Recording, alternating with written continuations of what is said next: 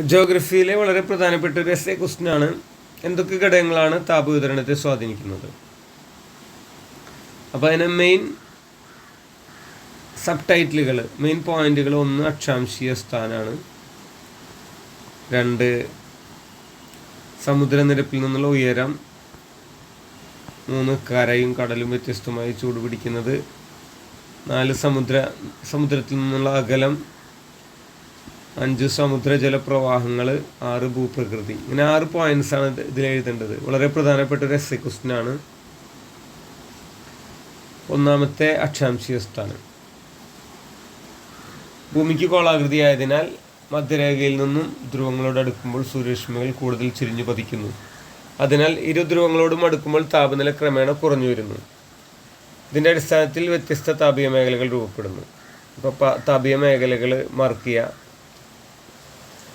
നടുക്കിൽ ഉഷ്ണമേഖലകൾ വരുന്നുണ്ട്. പിന്നെ ഉത്തരമിതോഷ്ണ മേഖല, ദക്ഷിണമിതോഷ്ണ മേഖല, ഉത്തര ശൈത്യ മേഖല, ദക്ഷിണ ശൈത്യ മേഖല. ഈ ഡയഗ്രാം വരച്ച് ഡിഗ്രിയൊക്കെ മാർക്ക് ചെയ്യുന്നത് വളരെ നല്ലതായിരിക്കും. പിന്നെ രണ്ടാമത്തെ ടോപ്പിക്ക് സമുദ്രനിരപ്പിൽ നിന്നുള്ള ഉയരം കൂടുന്തോറും അന്തരീക്ഷ താപനില ക്രമേണ കുറഞ്ഞു വരുന്നു. ഓരോ കിലോമീറ്റർ ഉയരത്തിനും 6.4 ഡിഗ്രി സെൽഷ്യസ് കുറഞ്ഞു വരുന്നു. ഇതാണ് ക്രമമായ താപനഷ്ട നിരക്ക്. മൂന്നാമത്തെ പോയിന്റ് കരയും കടലും വ്യത്യസ്തമായി ചൂടുപിടിക്കുന്നത്.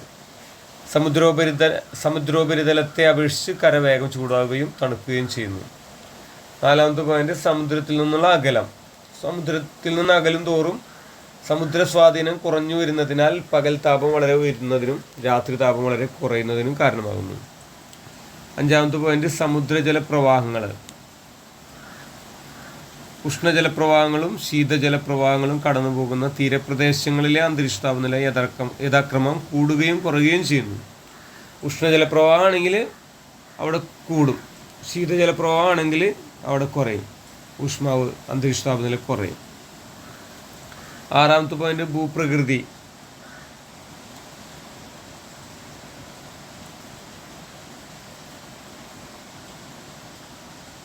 ഇവിടെ സൂര്യരശ്മി പതിക്കുന്ന ഭാഗങ്ങളിലെ സൂര്യന് അഭിമുഖമായ പർവ്വതച്ചെരിവുകളിൽ താരതമ്യേന താപനില കൂടും. ഈ അഭിമുഖമായിട്ടുള്ളത് ഫേസ് ചെയ്യുന്ന ഭാഗത്ത് കൂടും. വിപരീത ചെരിവുകളിൽ താപനില കുറയുന്നതിനും കാരണമാകുന്നു.